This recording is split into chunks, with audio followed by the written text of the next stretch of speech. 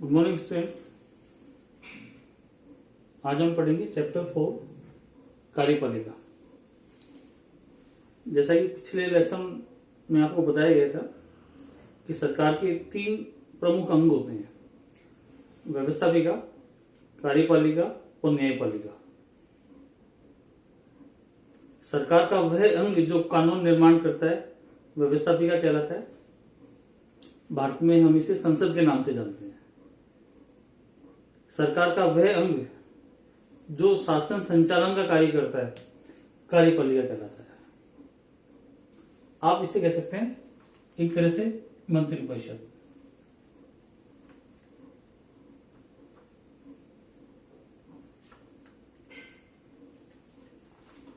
और भारत में मंत्रिपरिषद में होते हैं राष्ट्रपति, कार्यपालिका यानी मंत्रिपरिषद का संवैधानिक प्रमुख होता है।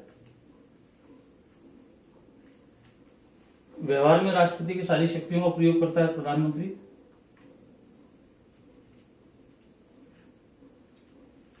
और प्रधानमंत्री को परामर्श देने के लिए होते हैं अन्य मंत्री।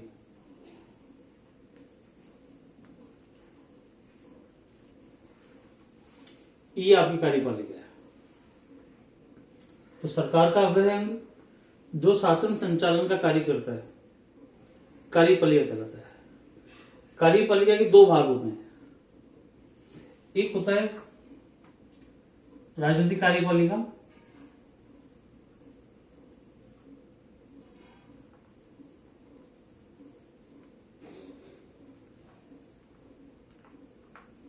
और दूसरा होता है स्थायी कार्यपालिका।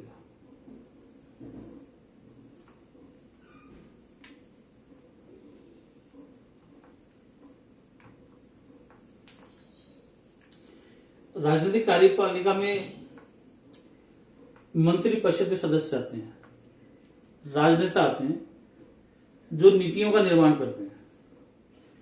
जबकि स्थायी कार्यपालिका में सरकारी कर्मचारी आते हैं।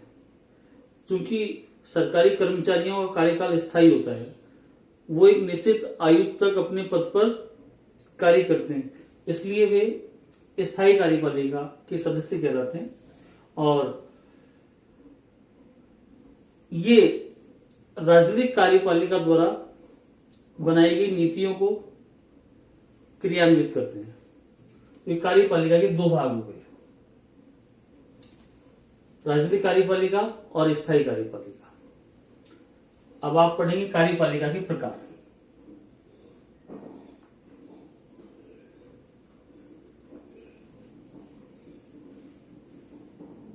कार्यपालिका के विभिन्न प्रकार होते हैं जिसे हम निम्नानुसार समझ सकते हैं।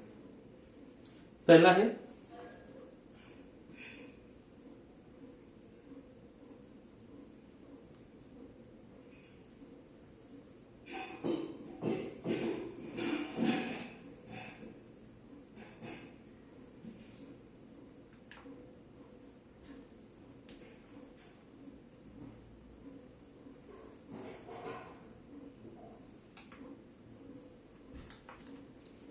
नाम मात्र की व वास्तविक कार्यपालिका।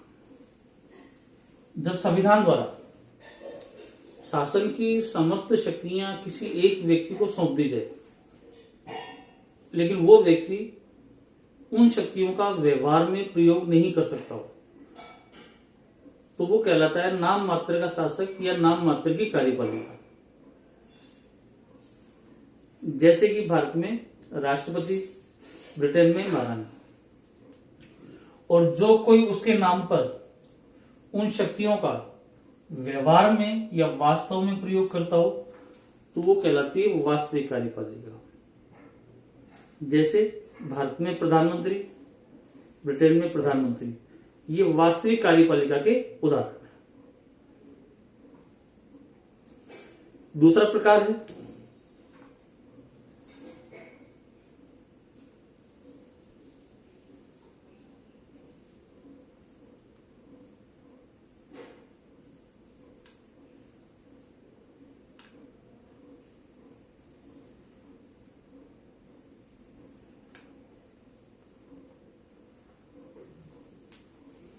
एकल व बहुल कार्यपालिका। एकल कार्यपालिका से आशय कि शासन की सर्वोच्च शक्ति जब किसी एक व्यक्ति में निहित हो तो वो कहलाती है एकल कार्यपालिका। जैसे अमेरिका में राष्ट्रपति, भारत का प्रधानमंत्री, ये एकल कार्यपालिका के उदाहरण है। और जब शासन संचालन की शक्ति एक से अधिक लोगों में निहित हो, कुछ लोगों में निहित हो, तो ये कहलाती है बहुल कार्यपालिका। स्विट्जरलैंड की संघीय परिषद बहुल कार्यपालिका का उदाहरण है। उसमें 7 सदस्य होते हैं। ये 7 सदस्य शासन संचालन के लिए बराबर से जिम्मेदार होते हैं, बराबर उत्तरदायी होते हैं। जबकि भारत और अमेरिका में, जैसे अमेरिका में राष्ट्रपति संपूर्ण शासन के लिए जिम्मेदार होता है, भारत में प्रधानमंत्री पूरी शासन के लिए उत्तरदायी होता है। तो ये एकल कार्यपालिका के उदाहरण है। जबकि संघीय परिषद जो होती है स्विट्जरलैंड की, वो बहुल कार्यपालिका का उदाहरण है। तीसरा है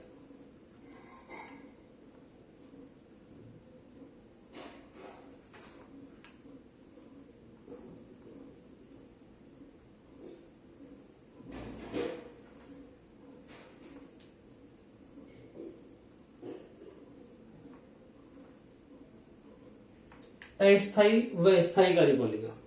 लगभग ये वाली स्थिति है। अस्थायी कार्यपालिका में राजनीतिक कार्यपालिका के सदस्य आते हैं, राष्ट्रपति, प्रधानमंत्री या अन्य मंत्रीगण। क्योंकि ये निश्चित कार्यकाल के लिए चुने जाते हैं, 4 साल या 5 साल के लिए, और 5 साल से पहले भी इन्हें हटाया जा सकता है, इसलिए कहलाते हैं अस्थायी कार्यपालिका। अस्थायी कार्यपालिका का काम है नीतियों का निर्माण करना, जबकि स्थायी कार्यपालिका में सरकारी कर्मचारी आते हैं। स्थायी इसलिए हम इन्हें कहते हैं क्योंकि ये एक निश्चित आयु तक अपने पद पर रहकर कार्य करते हैं।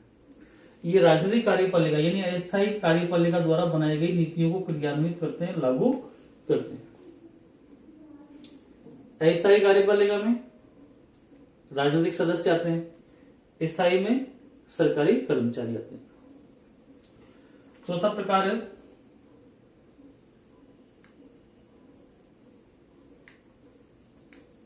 संसदीय व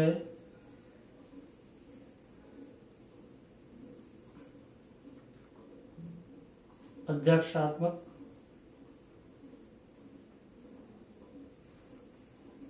कार्यपालिका। देखिए,